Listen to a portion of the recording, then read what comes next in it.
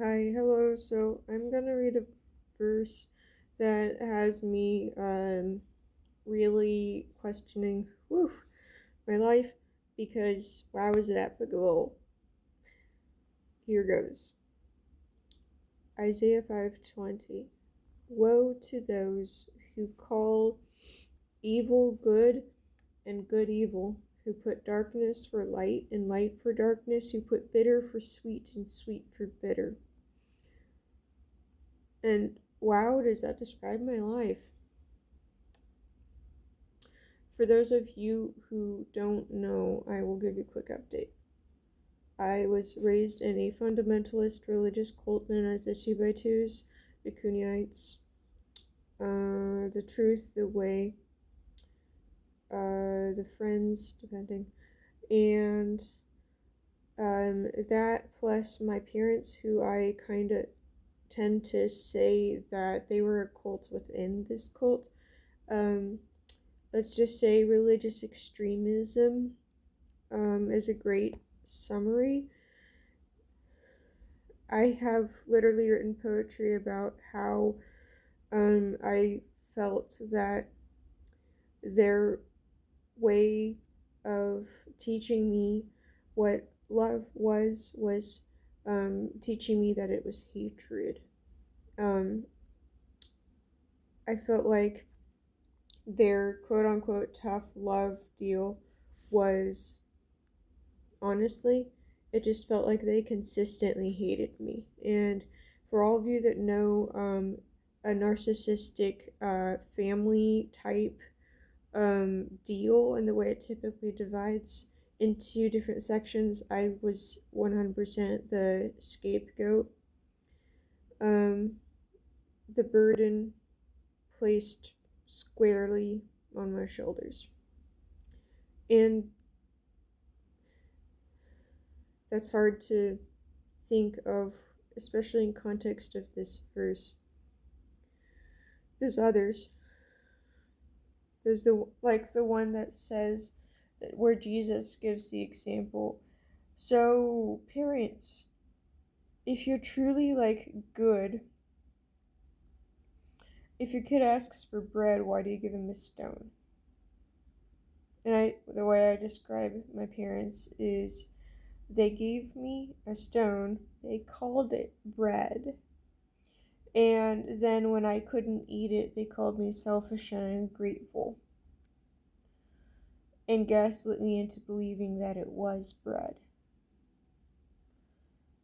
And the way that I'm seeing this verse in Isaiah 5:20,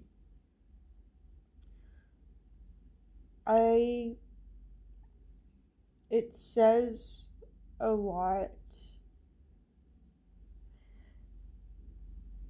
It calls out hypocrisy in words so brief I don't even know how to explain what it means to me because it's so accurate. And I mean, it's self-explanatory. Woe to those who call evil good and good evil, who put darkness for light and light for darkness. This is literally the summary of my life. Because, yeah, I have both sets of parents, bio and adoptive. I've experienced any and every type of abuse that you can experience. Fill in the blank. And then as I was healing, as I got saved, I found salvation, I was experiencing the freedom of grace, exploring theology and the concepts of the Trinity, and the security of always being saved, and countless other situations. That it really felt like I had gained some spiritual freedom. And then in 2023, I went to a residential treatment center that made a bunch of those beautiful things a new, different type of prison to beat me over the head with.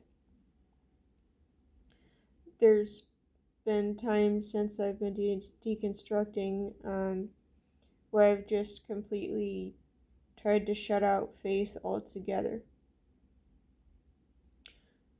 You know what Jesus says about that? He says, one, basically, TLDR, how dare you? And so much how dare you that you should have had a weight put around your neck and drowned in the sea, because like whatever's gonna happen to you is gonna be 10 times worse, and honestly you're probably gonna wish that that had happened to you. He has words to say, spicy words about this type of thing, and none of them are kind toward this type of people who live in this type of hypocrisy. Proverbs says, train up a child in the way he should go, and he will not depart from it. And when you raise your kids and you teach them that evil is good and good is evil, they're going to have a hell of a hard time departing from it.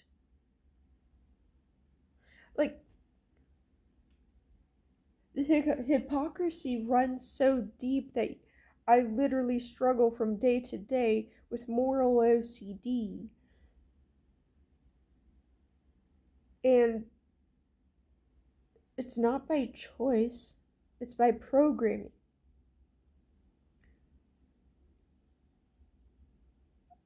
There's something wrong with this picture, and it's not what I'm doing.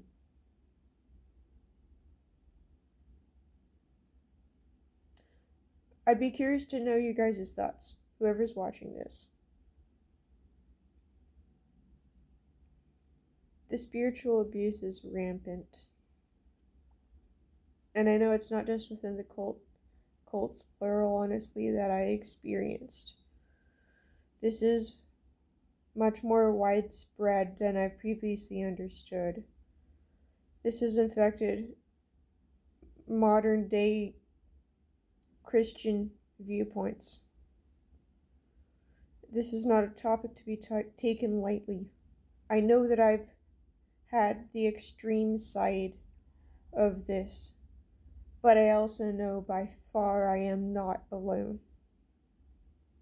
The amount of children that have been beaten to a pulp under the name of God is abhorrent and must be stopped. So if you're watching this, please know what happened to you was wrong.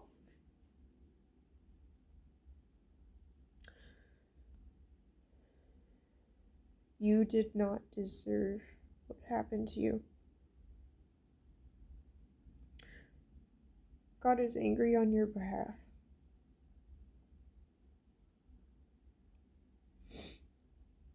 He doesn't like this any more than I do. In fact, I'm sure he's 10 times more furious than I am, because I'm human. And I have a finite amount of feeling. In one way or another, I believe he's gonna make karma happen to these people. It may not be in their lifetime or yours, but it will happen. These strongholds, they will be torn down. And so I just want you to hold on to hope. You're not alone in this. You are loved. You are needed. You are wanted. It doesn't matter if you believe in God or not. I don't care. Not really. I just know that you don't deserve it. You deserve so much more. And I, for one, care. I know I'm a stranger on the internet, but I care truly. Yeah, I think that's what I wanted to say today.